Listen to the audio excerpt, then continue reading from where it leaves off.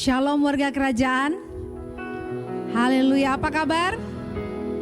Baik, amin. Haleluya. Yang di belakang boleh ke depan dan yang di depan boleh menyambut saudara-saudara kita dalam Tuhan. Beri salam kanan kirimu dan katakan, terima kasih Tuhan, hari ini saya boleh berjumpa dengan teman-teman dan saudara-saudara kita dalam Tuhan. Ya, Tuhan baik, amin. Mazmur 105 mengatakan, puji-pujian atas segala perbuatan Allah di masa lampau. Bersyukurlah kepada Tuhan, serukanlah namanya. Perkenalkanlah perbuatannya di antara bangsa-bangsa. Bernyanyilah baginya, bermazmurlah baginya. Percakapkanlah segala perbuatannya yang ajaib. Bermegahlah di dalam namanya yang kudus. Biarlah bersuka hati orang-orang yang mencari Tuhan. Amin. Seberapa banyak di sini kita mau disebut orang-orang yang mencari Tuhan? Biarlah hati kita penuh dengan sukacita di hadapan Tuhan. Kami mengucap syukur Tuhan Yesus untuk pagi hari ini. Kalau kami ada semua karena anugerah-Mu. Terima kasih untuk kebaikan-Mu, terima kasih untuk kemurahan-Mu Tuhan. Kami mengucap syukur Tuhan Yesus. Dan kami serahkan ibadah kami pada pagi hari ini. Dari awal, pertengahan sampai selesai. Hanya di dalam satu nama Yesus Tuhan. Amin. Engkau satu-satunya Tuhan, Raja kami, Tuhan kami yang kami andalkan. Terima kasih Tuhan.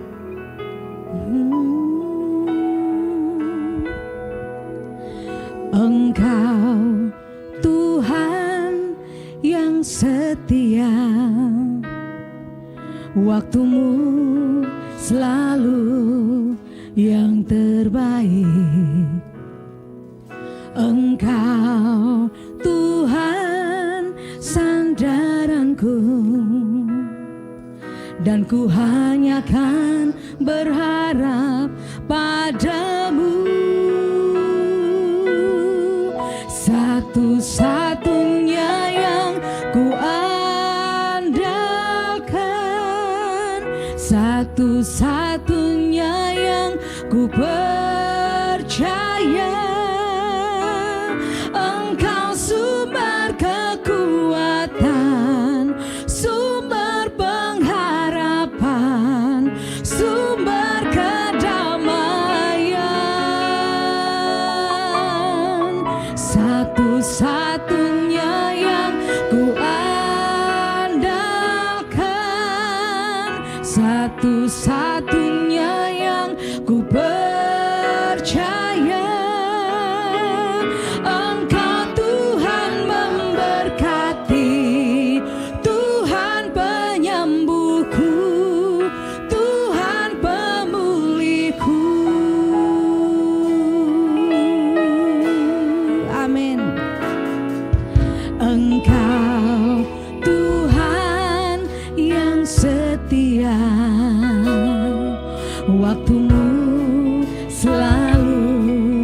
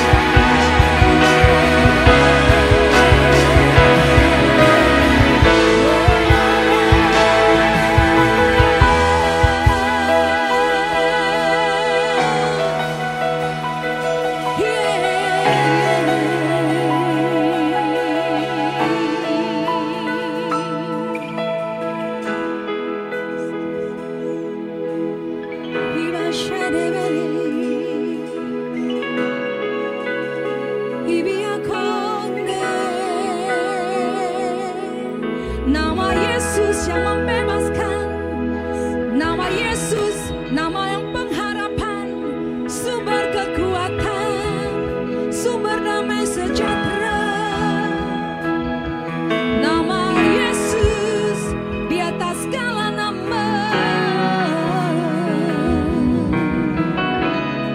Setiap lidah kan mengaku Yesus Tuhan.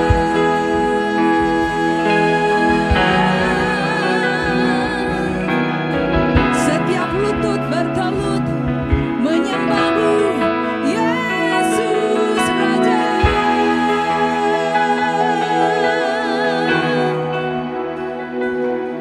Oh Masyakaralabate, bersuka hatilah orang-orang yang mencari Tuhan.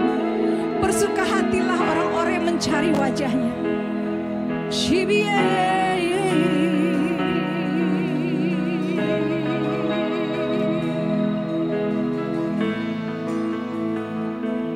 Ku rasakan kasih-Mu dan indahnya kekudusan-Mu, penuhi dengan kasih-Mu, diam di hadirat-Mu, ku mengangkat tanganku dan bersyukur pada Yesus.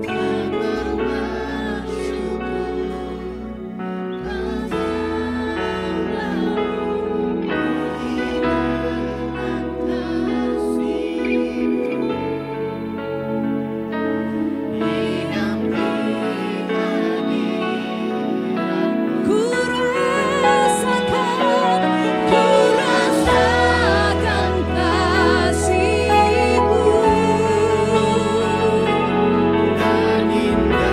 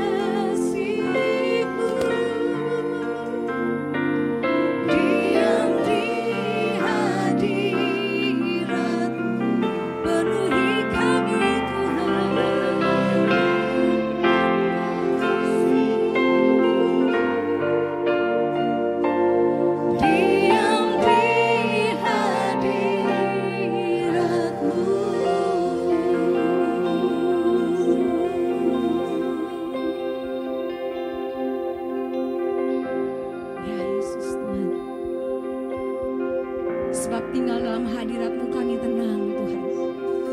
Sebab itu Tuhan Yesus, kami mau mengangkat tangan kami. Sebab ketenangan bangsa ini ada ketika mereka mencari wajah-Mu. Ya Rabba Syakana Maya kita sih.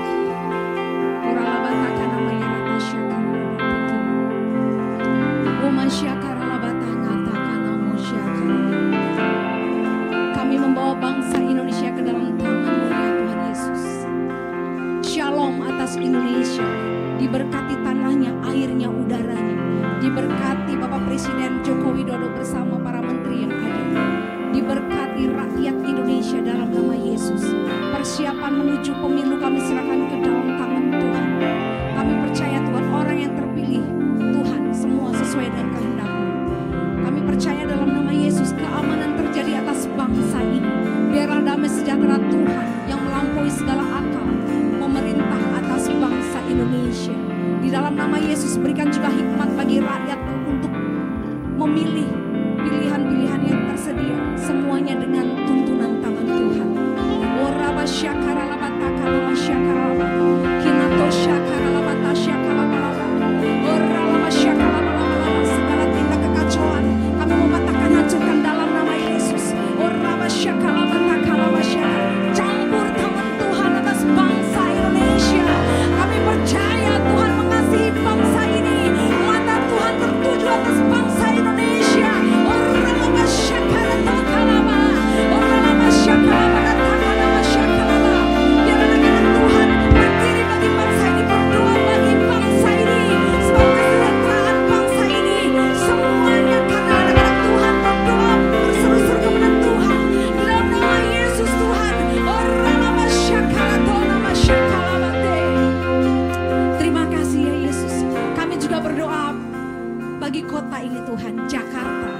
Terima kasih Tuhan Yesus, kami ada di kota ini. Kami percaya Tuhan, bukan satu kebetulan, tapi karena Tuhan mau pakai kami di kota ini untuk menjadi berkat yang maksimal bagi sekeliling kami, untuk kami mendisplaykan Kristus di dalam kehidupan kami, sehingga orang-orang di kota ini boleh melihat Yesus ada, Yesus hidup, Yesus nyata dalam nama Yesus Tuhan. Terima kasih Tuhan Yesus, terima kasih. Kami juga berdoa Tuhan untuk Rock Ministry. Kami mau serahkan ke dalam tangan-Mu gembala senior kami yang kami kasihi, Bapak Pendeta Timotius Arifin bersama dengan Ibu Vivi. Kami juga membawa gembala Jabodetabek Serang Banten Tuhan, untuk Bapak Roni Daud Simeon bersama dengan Ibu Nancy. Kami juga membawa gembala Rock Pantai Indah Kapuk Tuhan, Bapak Hartono bersama dengan Ibu Linda. Tuhan Yesus, terima kasih penyertaan-Mu sempurna atas mereka. Engkau berikan kesehatan, kekuatan, pengurapan yang baru selalu ada bersama dengan mereka. Oh Yesus, terima kasih untuk penggembalaan yang Tuhan percayakan bagi mereka. Biar setiap anak-anak-Mu yang digembalakan, mereka boleh bertumbuh dalam takut akan Tuhan. Mereka boleh berbuat tetap dalam nama Yesus Tuhan. Terima kasih Tuhan Yesus, terima kasih. Kami juga berdoa untuk semua gembala di Jabodetabek, Serang dan Banten. Semua Tuhan diberkati Tuhan. Pengembalaannya juga diberkati Tuhan. Apapun yang menjadi pergumulan mereka, Tuhan menjawab tepat pada waktunya. Terima kasih Tuhan untuk semua jemaat-Mu Tuhan. Kami percaya ada pertumbuhan secara kerohanian lebih dahsyat lagi, lebih heran lagi. Kami berdoa dalam nama Yesus. Tuhan berkati rumah tangga mereka, berkati pekerjaan mereka, berkati pelayanan mereka, berkati anak-anak, cucu-cucu mantu, semua diberkati Tuhan. Terima kasih Tuhan. Kami percaya Tuhan Yesus menjawab doa kami di dalam nama Yesus Tuhan. Amin. Haleluya. Siapa yang percaya bahwa bersama dengan Tuhan kita akan terbang tinggi terus? Lambaikan tanganmu, katakan Tuhan Yesus baik. Amin.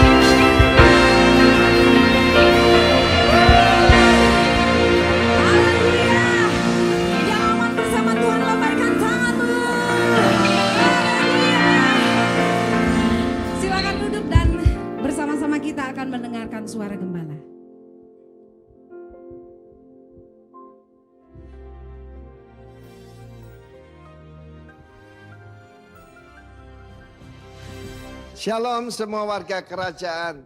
Memasuki bulan Februari ini, maka tema kita adalah You are the salt of the earth. Garam bumi. Dan kita tahu dalam Matius 5:13 itu adalah perintah Tuhan bagaimana kita memberikan influence kepada the marketplace, kepada the world, kosmos, sistem dunia ini. Karena yang pertama itu berbicara tentang kualitas warga kerajaan atau budaya warga kerajaan. Berbahagia kamu yang miskin, sebab kamu yang memiliki kerajaan sorga. Dan juga kita lihat di sini, kamu adalah garam dunia. Kehidupan kita not about doing. Doing itu agama. Tetapi being. Kamu adalah, banyak orang berkhotbah, kita harus menjadi garam dunia. Makan banyak yang jadi gula dunia. Ya. Apa tugas daripada garam? Jika garam menjadi tawar, dengan apa dia asinkan, tidak ada gunanya. Ya, tidak ada gunanya sama sekali. Ya toh? Good for nothing. Wah, tidak enak saudaraku ya. Selain dibuang dan diinjak orang. Jadi pertama, hidup adalah pilihan. Pilihan apa? Useful or useless. Kita tahu bagaimana PBB sangat berpihak kepada Hamas. Dan akibatnya orang Israel ya pada Palestina maksudnya. Maka orang Israel tidak mengatakan United Nation. UN itu United Nothing. Karena tidak melakukan apapun menjalankan tugasnya menjaga perdamaian dunia. Itu suatu gambaran yang good for nothing. Karena itu kita harus bertanya pada diri sendiri. Am I useful or useless? Apa yang kita alami di dunia ini di mana-mana? Semua masalah penipuan ataupun korupsi dimulai dengan apa? Kerakusan, greed, ketamakan, tidak merasa cukup. Cukupkan dengan gajimu. Karena Yohanes Pembaptis kepada tentara Romawi. Tentara Romawi itu gajinya tinggi sekali. Ya. Ketika tentara Amerika liburan di Bali, waduh, allowance-nya gede sekali. Satu hari $500. Buat jalan-jalannya, buat makan-makan. Apalagi tentara Romawi pada jatuh yang menguasai dunia. Tetapi firman Allah mengatakan bagaimana garam itu sangat useful. Kalau saya ada di daerah tidak ada obat, suara saya gerok, suara saya kumur garam, selesai. Dan ingat waktu COVID kita cuci hidung kita dengan air garam. Dan luar biasa, garam itu sangat berguna. Tetapi kalau tidak asin tidak ada gunanya. Selain daripada kerakusan menuju apa? Corruption, kerusakan. Yang paling berat adalah kerasukan. Mulai kerakusan. Karena itu nomor satu kita periksa diri sendiri. Kita harus mengambil keputusan hari ini. Kita adalah garam bumi. Periksa itu Matius 5 mulai ayat pertama. Untuk menjadi garam itu pertama rendah hati, belajar dari Tuhan Yesus ya. Lalu juga peka pada penderitaan orang lain, berbahagia yang suci hatinya karena mereka akan melihat Allah. Berbahagialah yang lemah lembut karena mereka akan mewarisi bumi. Semua kualitas-kualitas itu yang dimaksudkan yaitu asinnya garam itu. Satu lagi yang kita harus tahu bagaimana dalam Markus pasal yang selanjutnya kita bisa lihat pasal 9 ayat 49 saya akan terangkan. Hendaklah kamu punya garam di dalam dirimu. Apakah garam itu?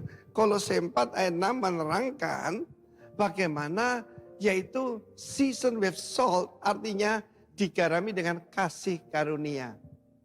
Saya kira kualitas manusia paling tinggi itu kasih karunia. Grace. Dalam nama Tuhan Yesus. Have salt in yourself. God bless you, warga kerajaan. Amin.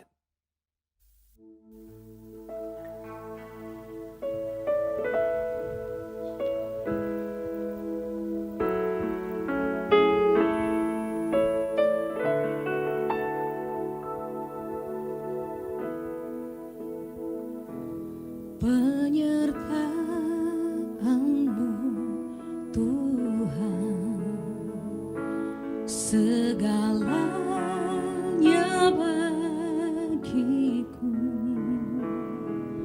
Hadir-Mu di hidupku, terutama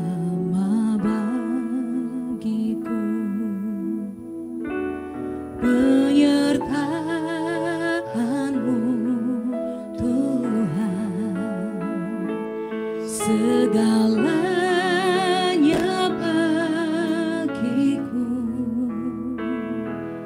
Hadirmu di hidupku, terutama bagiku.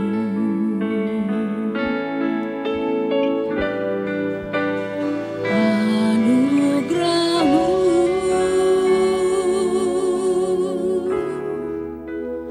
anugerahmu,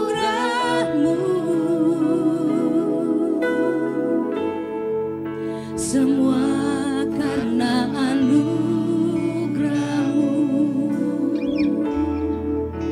bukan karena kekuatanku. Anugerahmu,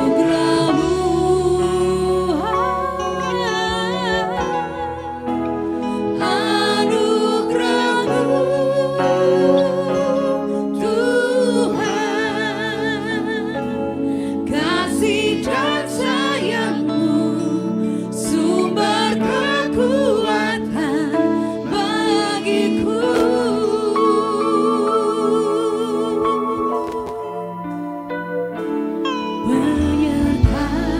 Penyertaanmu, Tuhan, segalanya bagiku. Hadirmu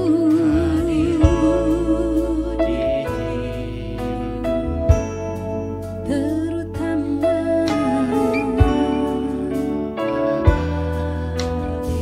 penyertaanmu, Tuhan, segalanya bagiku.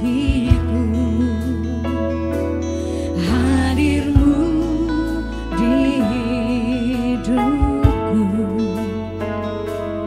terutama bagiku. Anugerahmu, Tuhan, anugerahmu,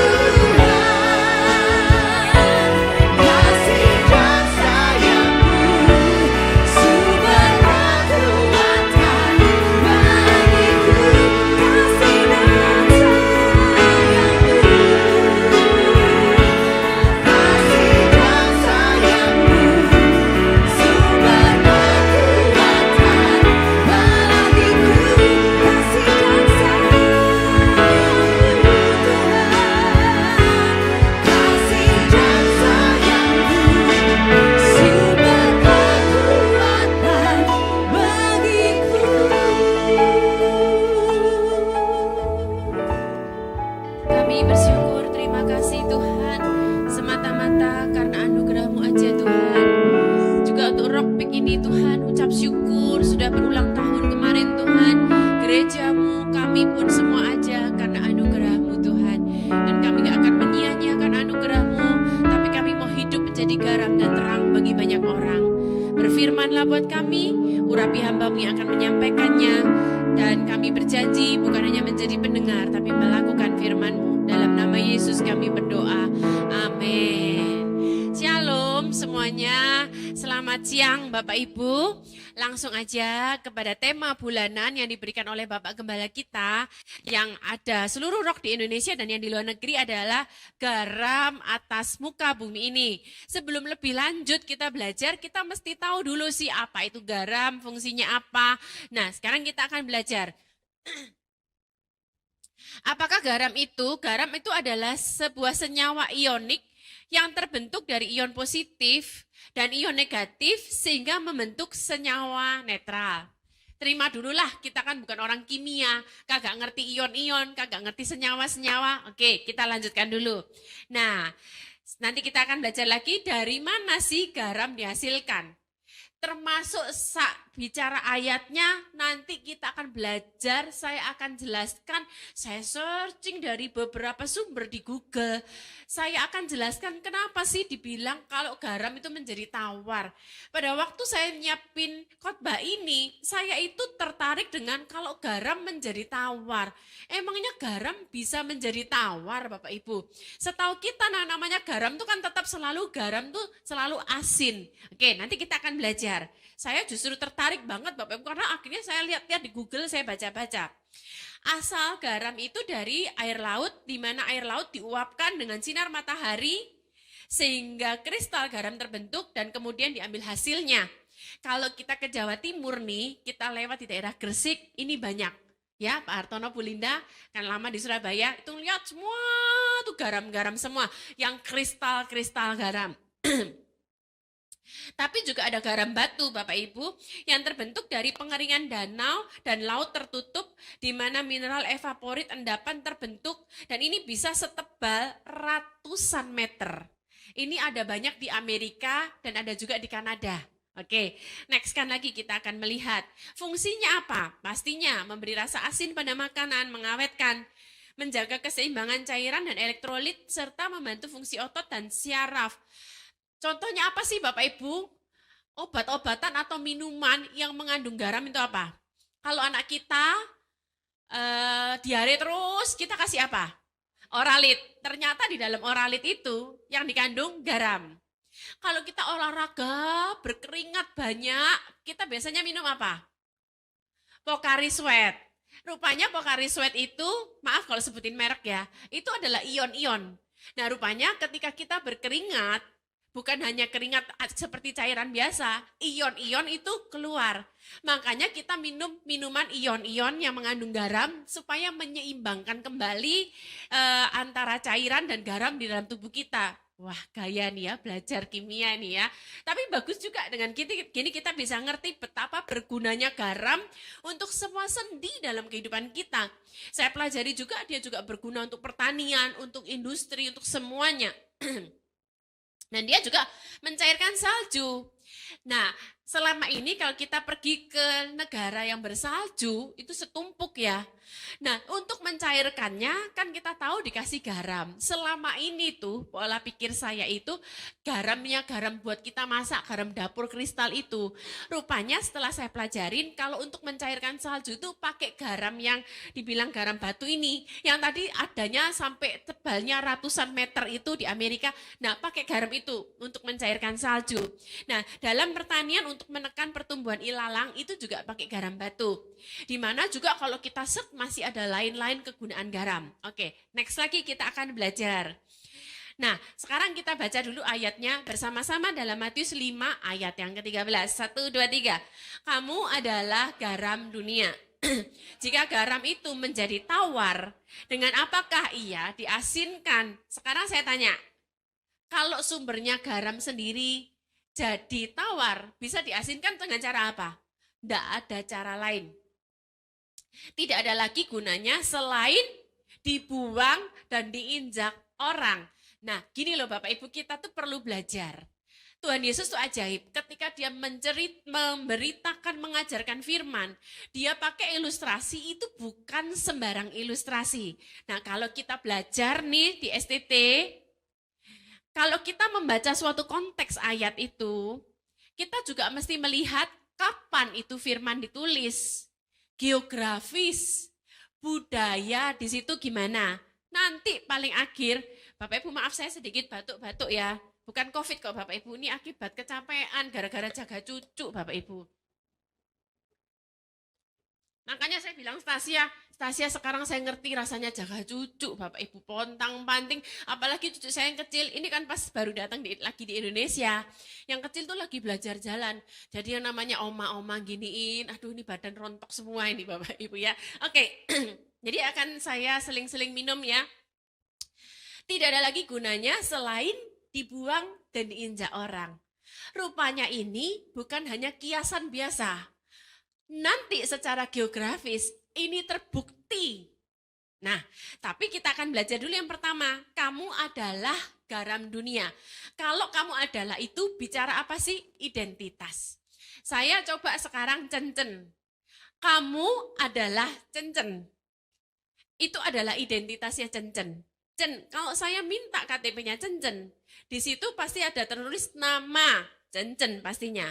Cencen adalah istri dari Pak Hendro. Jadi kalau orang tanya istrinya Pak Hendro siapa? Adalah Cencen.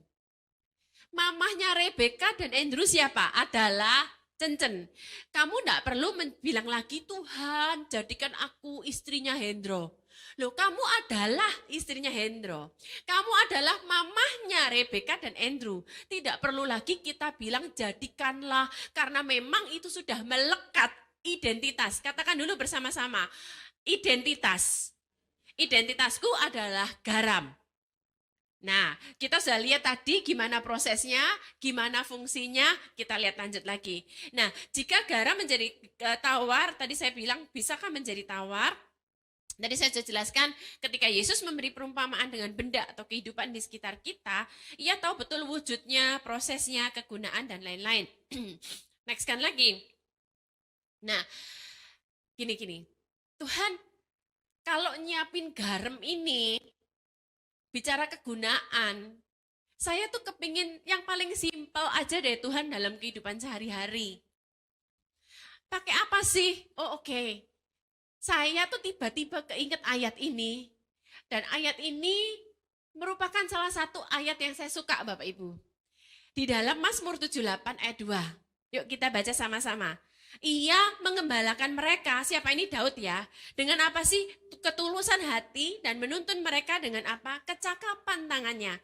Jadi gini Bapak Ibu, untuk kita hidup menjadi garam, pastinya kita kan harus cakap nih. Supaya kecakapan kita menjadi dampak bagi banyak orang. Bapak Ibu nggak usah ngomong, oh aku bukan menjadi Bill Gates, aku bukan menjadi orang-orang yang hebat. Sekecil apapun yang bisa kita lakukan, kecakapan kita itu harus jadi berkat, harus jadi garam bagi banyak orang Bapak Ibu. Ya saya bisa belajar, saya bisa sharing firman, ini yang bisa saya lakukan. Pak Thomas bisa apa? Berbisnis, dia bisa apa? Berjualan, CCTV katakanlah. Apapun yang bisa Bapak lakukan, CCTV itu bermanfaat bagi banyak orang. Setiap kita. Dan kemudian dikatakan, tapi semuanya itu didasari dengan apa? Ketulusan hati. Nah ini ayat di perjanjian lama, tapi ketika kita lihat Yesus pun juga mengajarkan tentang keseimbangan. Jadi ingat ya Bapak Ibu, dalam hidup itu harus seimbang. Cakap, menguasai. Reinhard main keyboard, cakap, jadi berkat. Foto, video, kamu jadi berkat bagi banyak orang. Orang puas dengan hasilmu, kamu jadi berkat. Kecakapanmu jadi berkat. Tapi kita juga harus seimbang dengan apa? Ketulusan hati. Yuk kita baca. Yang Matius 10 ayat yang ke-16. Lihat, aku mengutus kamu seperti domba ke tengah-tengah serigala. Sebab itu hendaklah kamu cerdik seperti ular dan tulus seperti merpati. Memang secara urutan, yang pertama cerdik dulu nih. Supaya kamu tidak dibulusin orang lain. Tapi yang penting keseimbangan antara kita cakap dan kita tulus. Next kan, kita akan belajar dari ini dulu ya. Apa sih bedanya cerdik dan cakap? Bukan apa bedanya, cerdik dan cakap kita belajar pertama. Saya tanya dulu sama Bapak Ibu, Pak Thomas. Menurut Pak Thomas, orang cakep itu dilahirkan sepenuhnya atau dibentuk? Dilahirkan memang bakat, karunia, atau dibentuk? Dibentuk. Kalau menurut Pak Teddy, dilahirkan atau dibentuk? Atau kedua-duanya? Kedua-duanya pastinya Bapak Ibu. Gini, oke, cakap itu kan masing-masing. Kalau katakanlah Pak Hartono dan saya memang cakap untuk berbicara, berkhotbah, bagaimanapun juga sudah ada talenta di dalam kita. Talenta. Nah, akhirnya kita berproses dengan dibentuk. Sama-sama nih Bapak Ibu ya. Nah, garam tidak akan mengkristal tanpa proses penguapan dari panas sinar matahari. Panas itu akhirnya membuat dia menguap, inilah yang disebut proses. Sehingga akhirnya kita cakap, Bapak Ibu walaupun kamu dilahirkan dengan talenta, tapi kalau kamu tidak diproses, kamu nggak terus belajar, ya juga nggak akan tajam talentamu itu. Jadi kalau kita bicara cakap dan tulus, cakapmu juga kamu harus bertanggung jawab untuk mempertajam yang ada pada kita. Jangan melihat seseorang dari sukses saat ini saja. Lihat dari bagaimana prosesnya. Kita pelajari bagaimana prosesnya.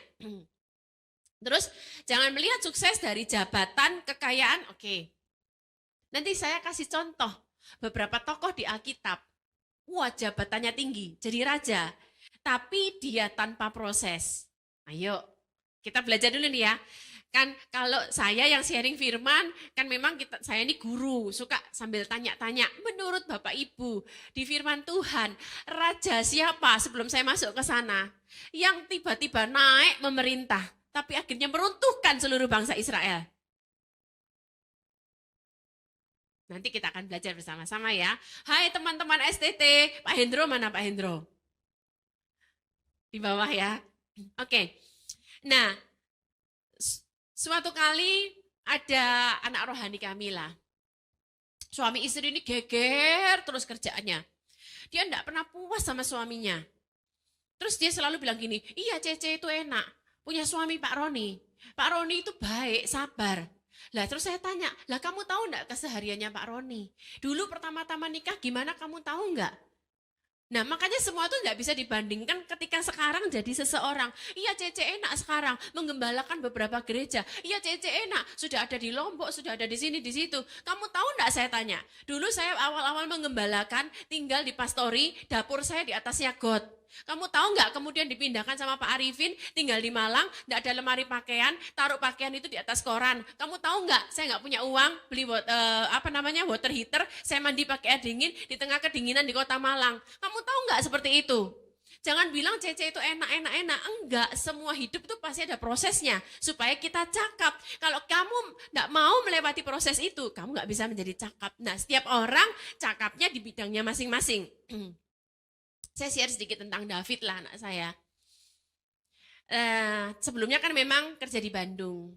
Sementara dia kerja di Bandung, dia ini coba-coba tanam porang lah, jagung lah, ini itu. Dia kerjasama sama orang-orang di desa. Ternyata apa? Belum berhasil Bapak Ibu. Karena ternyata dipanen dia sendiri, dicuri dia sendiri. Mereka yang dikasih pekerjaan itu. Kemudian dia coba lagi kayu lah. Terus kemudian palet. Palet itu yang untuk alas gitu ya. Kalau orang simpen di gudang kan ada kayu-kayu palet. Belum berhasil juga. Coba laundry, belum berhasil juga. Kemarin coba ayam Bapak Ibu. Dia belajar. Ayam juga nggak mudah Bapak Ibu. Yang melihara itu flu Bapak Ibu. Rupanya saya belajar, flu-nya orang nular ke ayam. Satu ayam flu mati itu beberapa puluh ayam. Habis itu nyoba sapi, belum berhasil. Ini itu. Nah, ada satu pengusaha yang udah sukses jemaat. Kita sharing, dia bilang gini, nggak apa-apa Fit, kamu tahu suppliernya ini orangnya, pembelinya, ini supplier, pembelinya tante tuh dia bisa dibilang orang sangat kaya di salah satu kota di Sulawesi lah. Dia bangkrut 14 kali. Tapi dia bangun, dia terus gak pantang menyerah. Sekarang apa? Begitu dia jadi orang kaya di kota tersebut, dia gak sombong. Dia ngerti berbagi. Hidupnya apa Bapak Ibu? Orang yang diceritakan, dan saya kenal sama orang yang diceritakan ini. Dia itu undang hamba Tuhan di desa. Dikasih bekal, dia ngundang hamba-hamba Tuhan. Terus diinepkan di hotelnya ini, dibelanjain, dikasih uang belanja di mallnya ini. Karena apa? Dia ngerti yang namanya susah. Dia ngerti yang namanya sulit cari uang, 14 kali bangkrut. Karena apa? Melewati semua proses. Makanya Tuhan izinkan proses Bapak Ibu. Kemudian next kita akan belajar sekarang dari tokoh-tokoh Alkitab. Next kan Mbak Janus. Nah sekarang kalau prosesnya dilahirkan, hanya dilahirkan tanpa dibentuk. Contohnya Rehabeam. Enak dong, bapaknya raja, dia langsung memerintah. Beberapa waktu yang lalu saya itu juga ketemu sama Pak Roni, kita sama-sama berdoa salah satu pengusaha yang sangat besar lah di kota Jakarta ini. Kaya raya luar biasa. Di mana-mana sekarang kalau kita ketemu orang baru duduk, pertanyaan pertama apa Pak? Nyoblos nomor berapa? Pasti itu sudah. Nyoblos nomor berapa Pak Roni? Loh ada jemaat loh Bapak Ibu. Pak, Bapak kan hamba Tuhan. Dengar suara Tuhan dong Pak. Presiden kita siapa? Emangnya aku ini ahli nujum apa? Ya enggak lah, kita sama-sama berdoa. Tapi kita enggak ngarahkan Bapak Ibu ya. Karena kita di gereja juga pasti pandangan orang berbeda-beda. Cuman kalau tanya secara personal, kita sampaikan apa pilihan kami gitu ya Bapak Ibu. Nah si Bapak orang kaya ini juga nanya, Bapak milih nomor berapa Pak? Dia jelaskan begini. Dia memilih suatu nomor gitu ya. Dia jelaskan alasannya. Dia berusaha mempengaruhi Pak Roni dengan pilihannya dia. Sedangkan kita juga berusaha mempengaruhi pengusaha ini dengan pilihan kita Bapak Ibu ya. Karena personal kan. Saya bilang, Pak, kalau kita bicara nih, presiden-presiden kita, ini saya tidak negatif ya, positif dan memang ini memang ada latar belakang. Presiden-presiden kita sebelumnya dan ada calon presiden, dari latar belakang memang orang-orang kuat. Kayak Bu Mega, memang anaknya Pak Soekarno. Dia sebutin beberapa. Tapi bagaimanapun juga Bapak Ibu, Pak Roni, saya tuh bangga sama Pak Jokowi, dia bilang gitu. Nah kalau saya nyebutin Jokowi kan Bapak Ibu sudah tahu dia pendukung nomor berapa kan Bapak Ibu. Dia berusaha mempengaruhi kami sih. Pak Jokowi itu Pak Roni, lihat katanya dia hanya seorang tukang kayu. Saya bukan membahas itu Bapak Ibu ya, enggak, saya enggak bahas politik. Tapi bagaimanapun juga kita belajar, Pak Jokowi itu memang benar-benar dari seorang tukang kayu. Di mana dia bisa jadi seperti ini. Makanya kalau kita lihat, dia belusukan. Dia mau selfie sama penduduknya. Karena dia bukan hanya dilahirkan, tapi dia dibentuk, dia diproses. Kita lihat sekarang Rehabeam.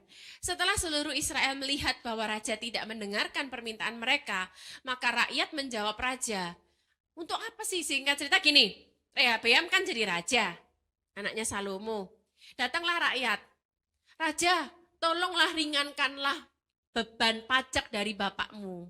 Terus dia tanyalah nasihat kepada para tua-tua seangkatan bapaknya. Para tua-tua bilang, kalau kamu izinkan apa yang mereka minta, kamu akan disayangi rakyat. Dia tidak mau mendengarkan nasihat tua-tua, dia datang kepada teman-temannya, para muda. Pak saya lihat di PIK ini semua kok romantis semua ya, pada gandengan-gandengan. Teddy Vera gandengan, Reinhard ini gandengan, niru gembalanya semua ini ya. Nah terus apa yang terjadi? Dia lebih nurut kepada nasihat teman-temannya. Teman-temannya bilang gini, jangan mau kamu didikte, belum apa-apa didikte. Kamu bilanglah sama rakyatmu itu bilang seperti ini, kelingkingku lebih besar daripada pinggang bapakku. Singkat cerita, dia mau otoriter, dia mau arogan. Apakah yang terjadi? Pecahlah kerajaannya. Maka firman Tuhan berkata, demikianlah mulanya orang Israel memberontak terhadap Daud. Jadi ayo Bapak Ibu, kalau kita bicara mau jadi garam, berarti kita harus diproses. Karena proses garam pun harus kena panas matahari sampai menguap. Kalau kamu tidak mau diproses karbitan, wow, kamu pasti akan menjadi arogan lah, sombong lah. Next, selanjutnya. Sekarang kita lihat belajar dari Daud dan Saul. Next kan Pak Janus? Saya lupa juga.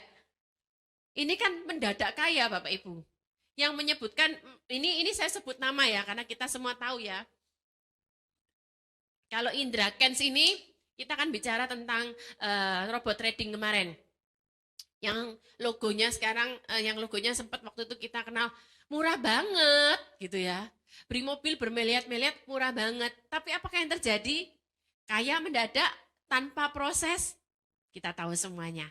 Nah, next kan kita lihat. Kita menarik, kita belajar dari perbedaan Raja Saul dan Daud. Saul itu menjadi raja dengan undian.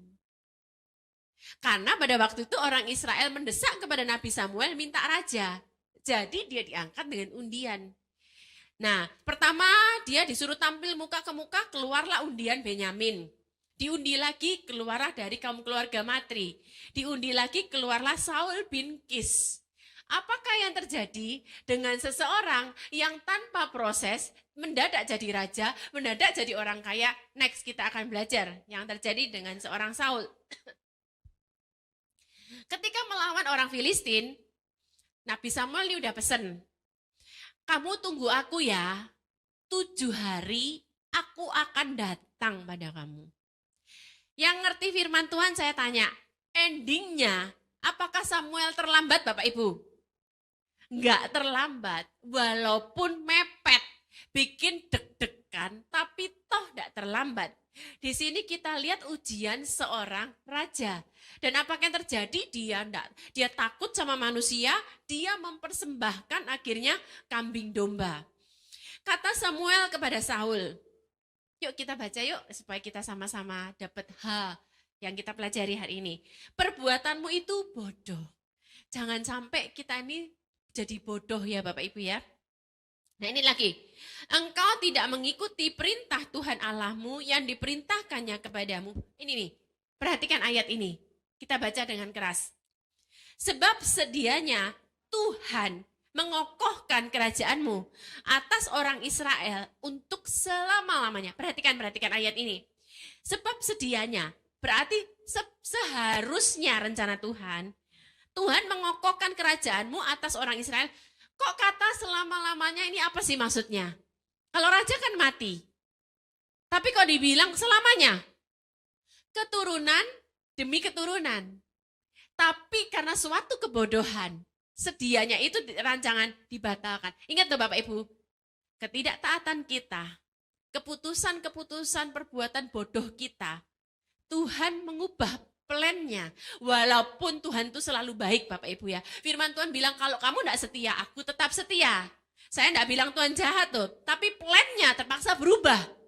Walaupun endingnya tetap kebaikan Tuhan atas hidup setiap kita, tapi plan tetap harus dirubah Bapak Ibu. Karena apa? Perbuatan bodoh kita. Jadi kalau saat ini kita sedang dalam proses Bapak Ibu, ayo kita belajar. Aku lagi kayak garam, supaya jadi garam, supaya menguap. Kemudian kita baca, yang bawahnya ini adalah peristiwa dia dengan Amalek. Tuhan kan ngambil keputusan itu Tuhan kan bukan manusia Bapak Ibu. Kita aja bisa salah ambil keputusan. Tapi Bapak Ibu mau tahu ada ayatnya Tuhan menyesal? Kalau manusia bisa nyesel Pak. Tapi kalau Tuhan itu nggak bakal nyesel seharusnya. Tapi kita lihat ayat ini. Yuk baca dalam 1 Samuel 15 ayat yang 11. Aku menyesal karena aku telah menjadikan Saul raja. Sebab ia telah berbalik daripada aku dan tidak melaksanakan firmanku. Karena apa? Ujuk-ujuk jadi raja. Diundi. Next kan lagi kita belajar. Nah apakah respon Saul kita bedakan dengan Daud? Ketika Saul mendapat teguran. Berkatalah Saul kepada Samuel, ya aku telah berdosa nih. Sebab telah kulangkai titah Tuhan dan perkataanmu. Tetapi, gini loh Bapak Ibu, kalau orang ditegur salah, tapi masih tetapi, itu namanya apa? kamu tidak merasa salah sepenuhnya. Karena kamu masih membenarkan reasonmu itu pembenaran dirimu. Betul tidak? Setuju tidak Bapak Ibu? Kalau ini kita suami istri, ya misalnya, maafkan Noni, ya sayang Noni saya, tapi loh berarti kan masih membenarkan diri. Kalau orang salah, ya udah salah, nggak usah tapi-tapi. Kalau kita nih punya anak, anakmu dikasih tahu, iya maaf, tapi lo lah ngeyel loh Bapak Ibu. Ini pengeyelan ini kita belajar, jangan ngeyel-ngeyel lagi. Ini Saul ini tukang ngeyel. Dia bilang, tetapi aku takut kepada rakyat. Ini perhatikan. Saul seorang raja yang dipilih berdasarkan undian. Motivasi hatinya, kan tadi kita belajar tentang cakap dan tulus. Motivasi hatinya bukan tulus dan Tuhan, tapi kepada dirinya sendiri. Karena apa? Bicara dia takut kepada rakyat, dia mau tampak bagus. Karena itu aku mengabulkan permintaan mereka. Yang ayat selanjutnya, sama lagi, dia ngaku salah, tapi pengeyelannya itu masih tetap Bapak Ibu. Yuk kita baca ayat yang selanjutnya. Tetapi kata Saul, tetapi tunjukkanlah juga, loh maaf permisi, maaf Bapak Ibu. Ini bahasanya kan kurang ajar toh Bapak Ibu. Kamu tuh sudah salah, minta maaf tapi kamu masih minta hormat. Jadi ditegur nih, gara-gara Amalek. Nah disuruh perang, disuruh numpas semua. Tapi rajanya Agag dibiarkan hidup, kambing domba yang gemuk-gemuk dibiarkan hidup.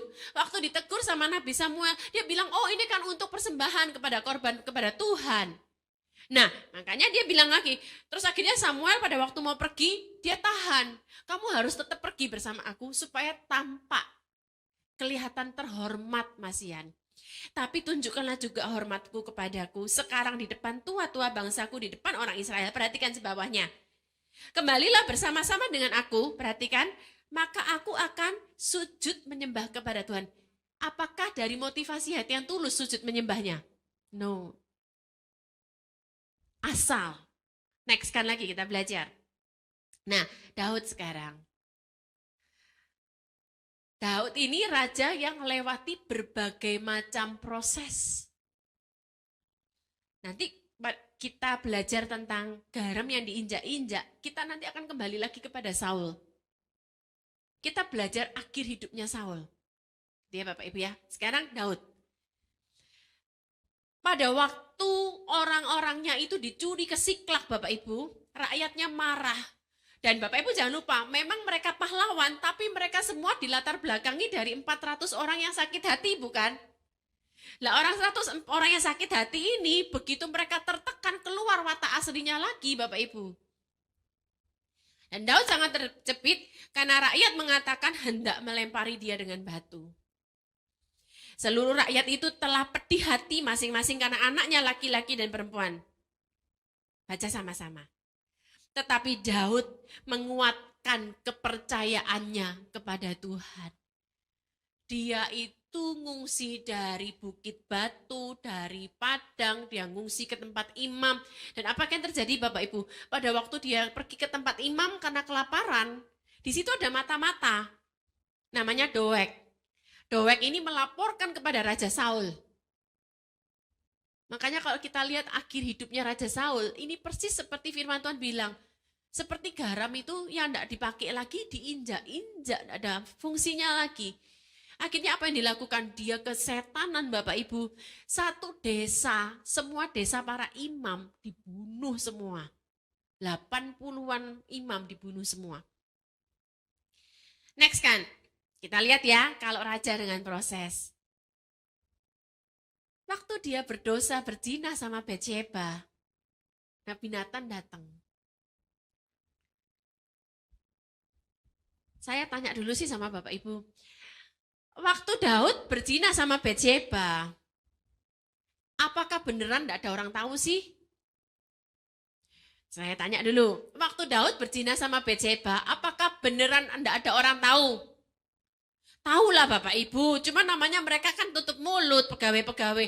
Nah yang disuruh manggil si Batsyeba siapa? Yang ada di sekelilingnya dia siapa? Mereka juga pastinya ada yang tahu, tapi mereka tutup mulut karena ini raja. Nah, apakah yang terjadi? Lalu berkatalah Daud kepada Nathan, aku sudah berdosa pada Tuhan. No excuse, tidak ada pembenaran diri lagi. Dan Nathan berkata kepada Daud, Tuhan telah menjauhkan dosamu itu, engkau tidak akan mati. Tapi tetap dia menerima sanksinya. Yaitu apa? Anaknya mati. Dan kalau saya baca buku judulnya Saul dan Daud, wow, itu dijelaskan akibat-akibat dosanya Daud. Yaitu Amnon memperkosa Tamar. Terus kemudian Absalom membunuh Amnon. Itu semua terjadi sejak Daud melakukan dosa ini. Tetap harus ada yang sanksi pelajaran yang diterima Bapak Ibu ya. Nah, tapi kemudian dia menulis Mazmur 51. Dia bukakan gini-gini. Tadinya memang dia tutupi.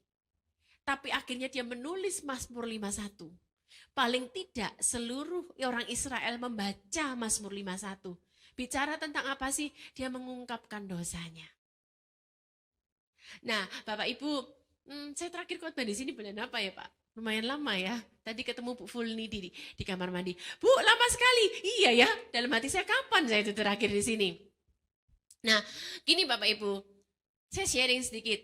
Agustus kemarin pada waktu KLC, kan akhirnya kami itu sekeluarga berkeputusan untuk kita nggak mau tutup-tutupin lah tentang David anak saya. Seperti di KLC kita juga sampaikan bahwa David itu sempat semusim dalam hidupnya, sekitar 1-2 tahun lah. Itu, maaf kata Bapak Ibu ya, dia minum-minuman, dia merokok, dia tato, dia pacaran-pacaran, enggak bener gitu Bapak Ibu ya.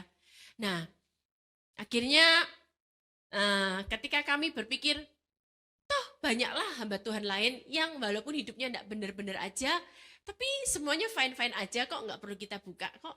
Tapi akhirnya kita sepakat sekeluarga. Tirsa yang khususnya ngomong, Mah, Pak, nggak apa-apa. Kita jangan menutupin dosa dalam keluarga kami.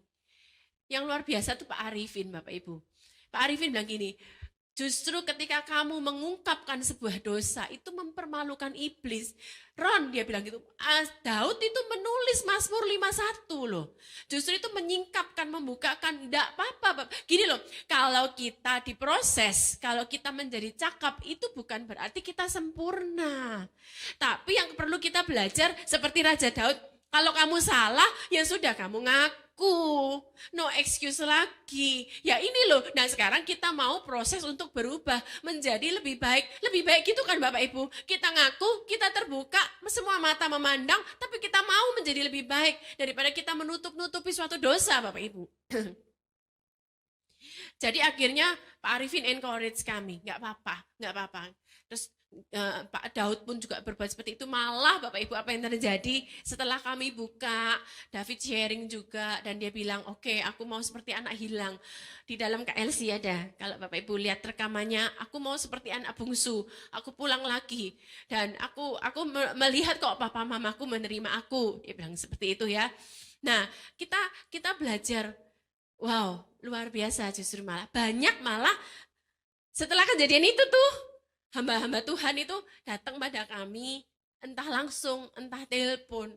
Pak, selama ini itu gembala, anak saya itu, saya tuh malu Pak, anak saya tuh berbuat seperti ini, saya tutupin.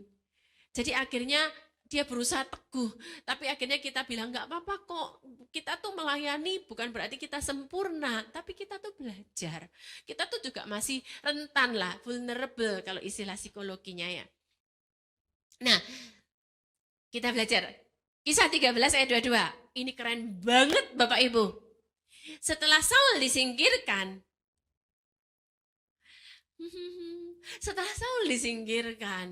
karena Tuhan memang mau menggantikan, tadi ingat kata-katanya, Allah mengangkat Daud menjadi raja mereka. Tentang Daud, Allah telah menyatakan, baca, aku telah mendapati Daud bin Isai, seorang yang berkenan di hatiku. Padahal kan dia berzina. Padahal kan dia membunuh si Uria suaminya Batseba. Kok dikatakan berkenan? Karena ini loh Bapak Ibu kita belajar. Kita tidak sempurna, kita bisa salah. Tapi ketika kita minta ampun dan kita berusaha untuk memperbaiki. Firman Tuhan berkata Daud itu berkenan Bapak Ibu. Di situ dikatakan seorang yang berkenan di hatiku dan yang melakukan segala kehendakku. Di situ dikatakan melakukan segala, garis bawahi kata segala. Kalau segala itu berarti semua yang dilakukan Daud berkenan. Terus mana perzinahannya? Karena firman Tuhan berkata, dosamu semerah apapun sudah dihapus oleh Tuhan. Yuk, kalau kita bicara cakap, kita bicara tulus, bukan berarti sempurna. Tapi kita mau jadi hidup kita ini terbuka. Jadi garam tuh terbuka, bukan nutup-nutupin Bapak Ibu. Dan ada orang datang kepada kami, saya belajar dari Pak Roni tentang menerima, tentang penerimaan. Kita mendidik anak, besarin anak dengan yang terbaik, Bapak Ibu kita nggak tahu. Itu ya, next kan lagi. Nah, ketulusan hati. Tolong Bapak Ibu baca yang bawah aja. Inilah yang kami megahkan. 1, 2, 3.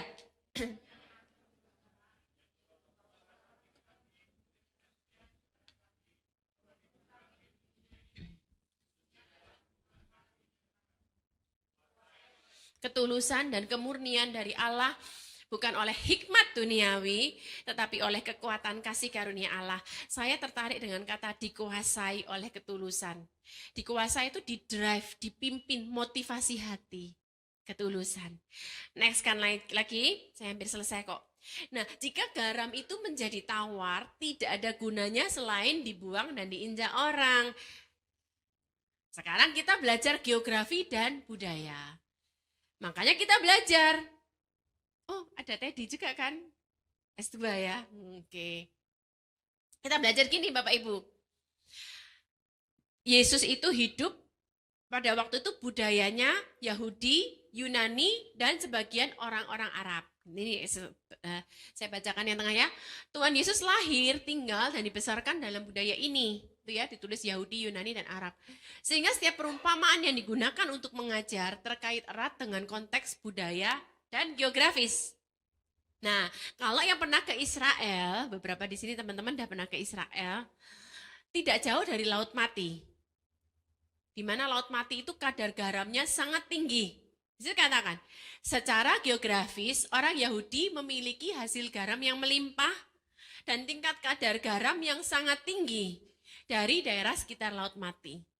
Buktinya apa? Kalau Bapak Ibu berenang di Laut Mati, Bapak Ibu nggak akan tenggelam.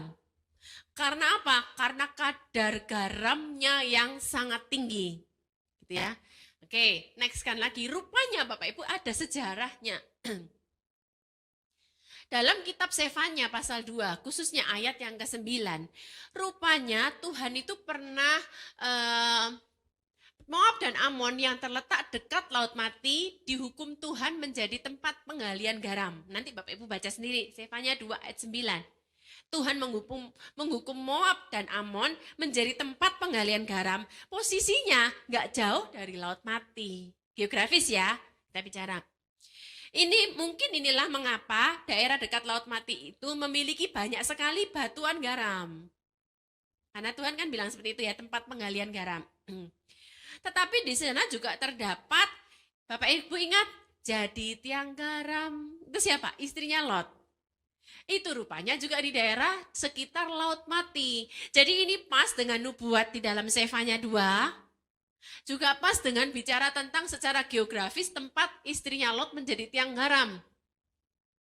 Gitu ya.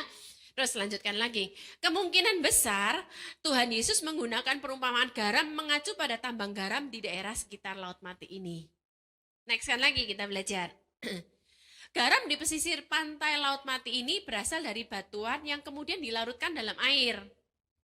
Jadi makanya benar-benar kadar garamnya tinggi. Ngerti Bapak Ibu? PowerPoint-nya ada di Pak Janus. Kalau pusing nanti baca lagi. Pokoknya karena Tuhan menghukum Amon dan Moab dibilang sebagai tempat penggalian garam, makanya di situ banyak batuan-batuan garam. Batuan ini kena air sehingga airnya mengandung kadar garam yang sangat tinggi, jadilah Laut Mati itu. Kandungan garam yang dalam batu tersebut akan larut sehingga lama-kelamaan kandungan garam dalam batu itu berkurang karena terus kena air, menyisakan mineral dan zat batuan yang tidak memiliki kegunaan yang utama untuk masyarakat lagi. Batunya ini. kandungan garamnya udah larut ke air itu tadi. Selanjutnya batu bekas melarutkan garam tadi tidak bisa lagi digunakan dan kemungkinan beberapa sejarawan orang Yahudi menggunakan batu-batu bekas larutan garam ini untuk dipergunakan menjadi jalan setapak.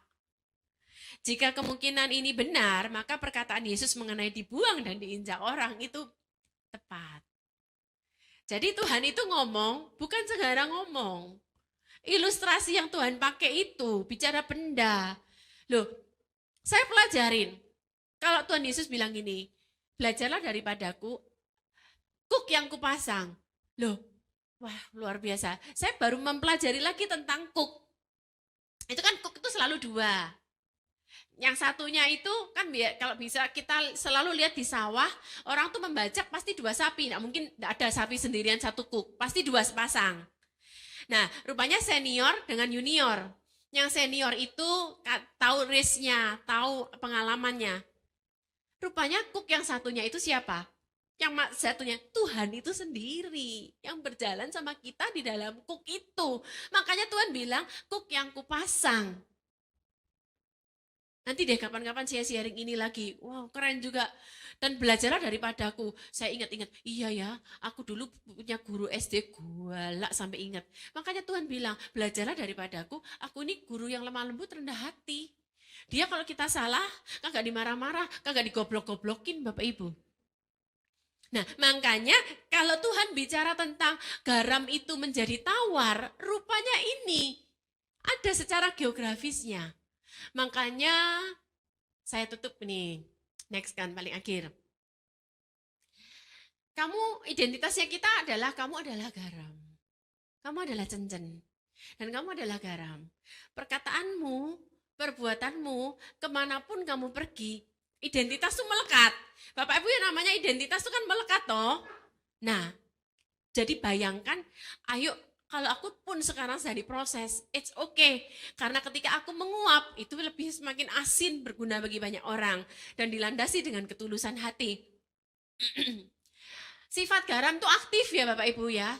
Jadi dampak bagi banyak orang, sekecil apapun yang bisa kita lakukan. Yang jaga toko, bahkan cleaning service, apapun itu juga. Dan dia mencegah kebusukan. Bukan sebaliknya, kita membusukkan atau ikut jadi busuk dengan perbuatan kita. Ini paling gampang lah, saya kasih KTP saya lah Bapak Ibu. Supaya Bapak Ibu paling simpel, ini contoh paling simpel, kamu adalah garam, kamu adalah Monik. Kamu enggak bisa bilang sama Tuhan, Tuhan jadikan aku Monik. Nyebut, dan kata Tuhan, kamu adalah Monik. Lihat KTP Monik, lihat paspor Monik. Pasti paspornya Monik, gitu ya. Pasti paspornya Pak Dani, ya Dani. Bu Helni, ya Helni, Bapak Ibu. Itu melekat pada kita. Tapi saya tutup dengan paling akhir. Apa sih akhir hidupnya Saul? Dia benar-benar seperti ayat firman ini, tidak ada gunanya lagi. Dia desperate Bapak Ibu, sampai akhir hidupnya. Bahkan dia pergi ke tukang tenung. Dan ending hidupnya dia mati dalam peperangan. Jadi ayo Bapak Ibu kita, sekali lagi, bukan berarti kita tuh hidup sempurna. Bicara ketulusan bukan berarti kita hidup sempurna. It's okay kok kita tidak sempurna. Tapi yuk day by day dalam hidup kita. Kita mau seperti garam itu menguap. Terus akhirnya kita terus jadi kristal-kristal garam. Bermanfaat bagi banyak orang. Kita dikuasai dengan apa? Ketulusan hati. Dan saya tutup lagi, sorry maaf, saya garis bawahi. Daud itu orang yang berkenan kepadaku. Dia melakukan semuanya yang daripadaku. Daud tidak tulis, Tuhan tidak tulis lagi dosanya Daud. Tuhan delete, Tuhan hapus. Karena Tuhan melihat ketulusan hati. Dan hidup Daud menjadi raja, jadi berkat bagi banyak orang. Tuhan Yesus memberkati, yuk kita berdoa. Kami bersyukur untuk firman-Mu Tuhan. Kami mau terus dikuasai oleh ketulusan hati. Uji kami Tuhan. Kalau mungkin dalam hidup kami masih ada motivasi untuk kepentingan diri, bangga diri, untuk keuntungan kami. Uji kami Tuhan. Supaya yang Kau dapati, seperti Kau mendapati pada Daud, Daud berkenan, kami mau Tuhan. Nanti sampai akhir hidup kami Kau berkata bahwa kami orang yang berkenan di hadapan-Mu. Karena Kau dapati kami cakap, kami tulus dan jadi berkat, jadi garam bagi banyak orang. Kami bersyukur Tuhan untuk firman-Mu. Dalam nama Yesus kami berdoa. Amin.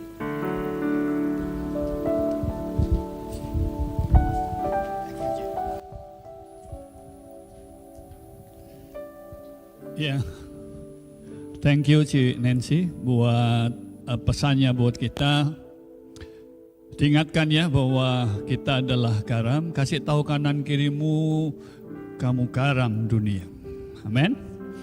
Dimanapun kita ada, kita jadi berkat di sana. Ya, kita dibutuhkan banyak orang di sana. Ya, mempengaruhi dengan nilai-nilai Tuhan. Haleluya. Setiap kali ini kan mau Imlek, jadi saudara nanti kumpul dengan keluarga Imlek, saudara jadi berkat di sana. Ya. Saudara jadi garam di tengah-tengah keluarga. Jangan ada saudara semua menjauh. Tapi saudara yang dicari orang.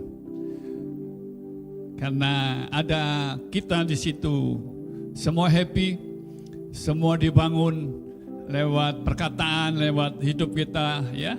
Karena sekali lagi itulah identitas kita. Haleluya. Apapun pilihan paslon kita, kita garam dunia. Dan kita keluarga Tuhan. Ya. Kemarin Pak Janus cerita, dia diundang pelayanan dari satu tempat, ditanya duluan, Pak Janus pilihannya paslon berapa? Jadi sekarang diterima undangan apa enggak tergantung paslonnya sama atau enggak. Kalau enggak sama enggak diundang Bapak Ibu. Semua dipolitikkan semua. Ya itulah.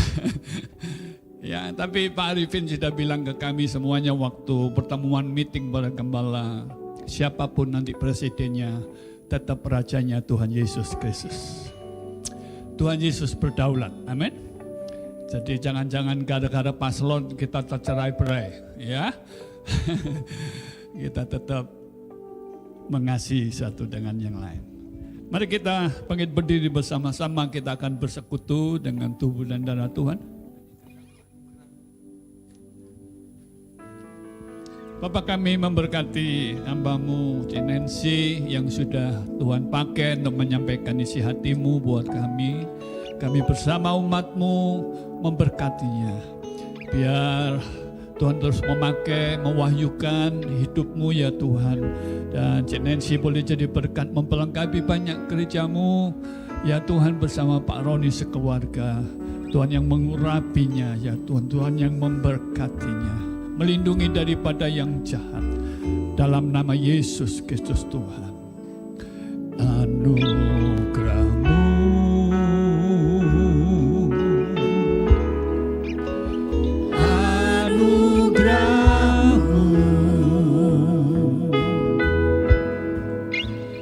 semua karena anugerah-Mu, bukan karena kekuatanku. Anugerah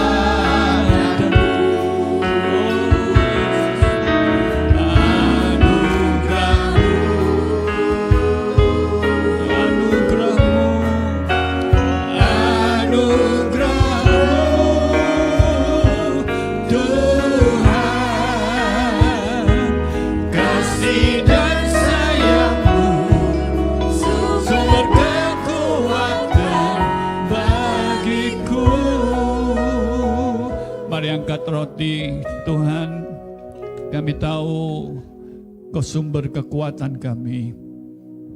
Kami percaya ini tubuh-Mu. Di dalam tubuh-Mu ada kekuatan ya Tuhan. Kalau ada yang lemah, kekuatan yang baru Tuhan penuhkan buat kami. Bapak Ibu yang dikasihi Tuhan, percayakah Bapak Ibu bahwa roti yang kita angkat tinggi ini persekutuan kita dengan tubuh Yesus.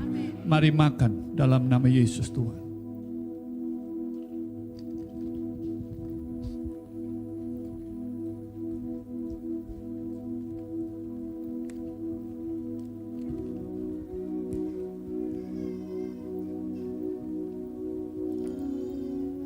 Mari angkat cawan anggur.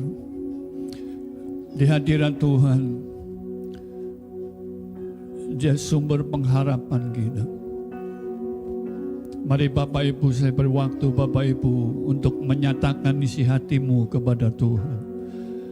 Untuk menyatakan seruan-seruan hatimu kepada Dia. Apapun itu, Dia sumber pengharapan kita. Dia satu-satunya yang kita andalkan. Nyatakan isi hatimu kepada Tuhan. Tuhan, Kau mendengar kami. Engkau mendengar setiap seruan umat-Mu. Kau mendengar Tuhan. Engkau ada bersama kami ya Tuhan. Tuhan dengar umat. Tuhan dengar seruan kami.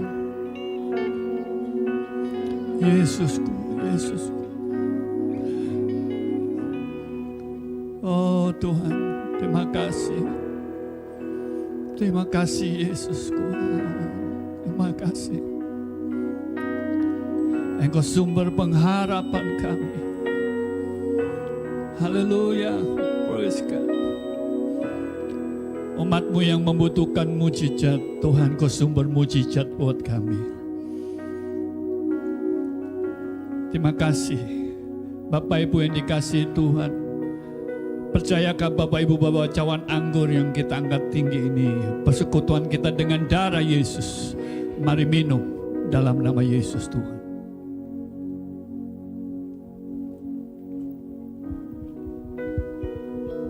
Mari angkat kedua tanganmu kepada Tuhan. Naikkan ucapan syukurmu. Naikkan korban syukur. Sebab Dia baik. Bahwasanya untuk selama-lamanya kasih setia. Thank you Jesus. Kami bawa syukur kami hanya bagi-Mu Tuhan. Hanya bagi-Mu Yesus.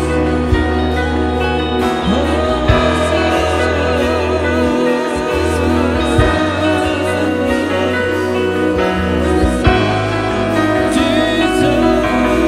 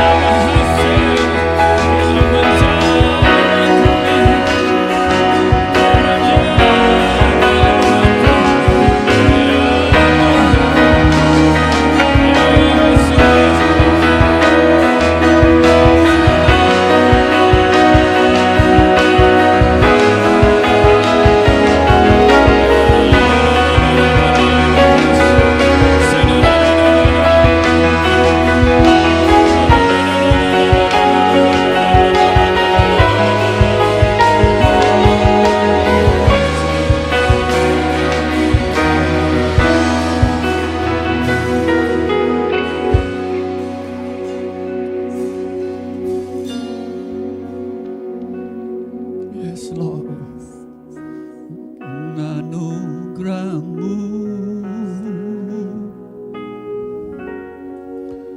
Anugerah-Mu, semua karena anugerah-Mu, semua karena anugerah. Amin. Bukan karena kekuatanku, anugerah-Mu, anugerah-Mu.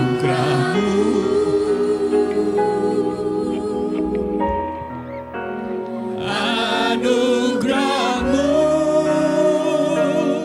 Tuhan, kasih dan sayang-Mu, sumber kekuatan bagiku. Bapa, terima kasih buat tubuh dan darah-Mu cukup bagi kami. Sumber satu-satunya dalam hidup kami, ya Tuhan. Bersyukur dalam nama Yesus Kristus Tuhan. Haleluya.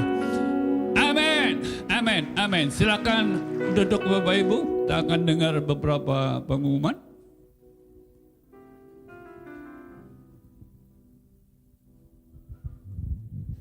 Shalom Bapak Ibu Saudara. Pertama-tama kami mengucapkan terima kasih untuk pelayanan hambanya Ibu Nancy Limantono. Kiranya Tuhan memberkati pelayanan Ibu dan berkeluarga semuanya. Kami menyambut Bapak Ibu yang baru pertama kali hadir. Jika ada hari ini, boleh kiranya melambaikan tangan. Nggak ada ya, semuanya setia ya. Oke, ketiga kami mengundang Bapak Ibu saudara terkasih untuk hadir dalam doa malam yang diadakan setiap hari Selasa jam 8 malam melalui Zoom. Kemudian yang keempat, Messianic Moment Ministry Jabodetabek Serang mengajak kaum wanita untuk mengikuti Camp Rock Woman dengan tema Woman of the Kingdom yang diadakan pada tanggal 11 sampai 12 Maret 2024 di Taman Bukit Pancawati dengan biaya investasi 650.000 per orang. Untuk pendaftaran bisa hubungi Cicencen, ya gitu. Yang terakhir kita akan sama-sama mendoakan anak-anak rocky kita. Yesus memberkati. Oh iya, yang ulang tahun ya, saya lupa. Ulang tahun nih ada Pak Hendro, tanggal 1 Februari. Lalu kemudian ada Bapak Benjamin, ada Amel, ada Ibu Mary, ada Bapak David Febe, ada Ibu Febrina Nadelia, ada Bapak Jonathan Jones, ada Bapak Janus. Kemudian yang anniversary pada bulan Februari, ada Bapak Hermawan dan Ibu Fulni, ada Bapak Tommy Wijaya dan Ibu Sri, ya. Ada Pak Hendri Jusli dan Ibu Vivi, dan Bapak Rudi Jusli dan Ibu Dea. Tuhan Yesus memberkati. Ya, pas coblosan tanggal 14 pas ulang tahunnya Pak Janus. Jadi kalau mau nyoblos nomor berapa tanya Pak Janus saja. Dia lebih tahu. Mari adik-adik Rocky bisa silakan doakan bersama-sama. Aku anak raja, Engkau anak raja, kita semua anak raja. Bersama orang tuanya. Ayo maju ke depan. Haleluya, puji Tuhan, haleluya, puji Tuhan.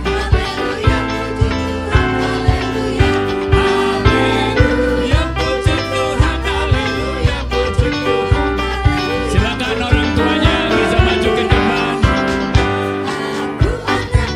Mari jemaat bangkit berdiri bersama-sama.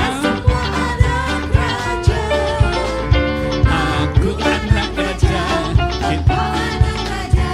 kita semua anak raja. Haleluya, puji Tuhan, haleluya, puji Tuhan, haleluya, puji Tuhan, haleluya. Haleluya, puji Tuhan, haleluya, puji Tuhan, amin. Orang tua tumbangin tangan, berkati anak-anakmu, ucapkan berkat buat anak-anakmu. Kami bersama jemaatmu memberkati anak-anak kami. Tuhan, kami persembahkan mereka di atas mezbah-Mu menjadi persembahan yang hidup, yang kudus dan yang berkenan kepadamu. Tumbuh dewasa ke arah Kristus, sehat roh, jiwa dan tubuhnya. Takut akan Tuhan memenuhi anak-anak kami. Mereka jadi berkat ya Tuhan bagi generasi mereka, supaya nama Yesus dipermuliakan. Kami berkati dengan hikmat-Mu, kepandaian akan daripada Tuhan atas anak-anak kami. Terima kasih Bapa, kami berkati, jauhkan dari semua pergaulan yang jahat, yang merusak. Dalam nama Yesus, pelindungan darah-Mu atas anak-anak kami ya Tuhan. Berkati kedua orang tuanya, supaya mereka mendidik anak-anak mereka dalam takut akan Tuhan. Urapi mereka ya Tuhan, dalam nama Yesus Kristus Tuhan. Saat ini Tuhan, kami buka tangan kami, surga Tuhan Kau bukakan. Curahkan berkat surga atas seluruh kehidupan umat-Mu. Umat-Mu bertumbuh dewasa ke arah Engkau, makin serupa dengan Engkau ya Tuhan. Berkati rumah tangga mereka dengan kehadiran-Mu, dengan kerukunan yang daripada Tuhan. Berkati yang mereka usahakan, kerjakan. Berkati dari kelimpahan-Mu. Tuhan, berkat bangsa-bangsa Tuhan karuniakan bagi umat-Mu. Hikmat-Mu menyertai mereka dalam mengelola semua kepercayaan demi kepercayaan yang Tuhan terus tambah-tambahkan atas mereka. Dalam nama Yesus Kristus Tuhan, berkat kerajaan-Mu limpah atas umat-Mu, kebenaran-Mu, damai sejahtera-Mu, sukacita-Mu turun melimpah atas umat-Mu mulai siang ini sampai selama-lamanya.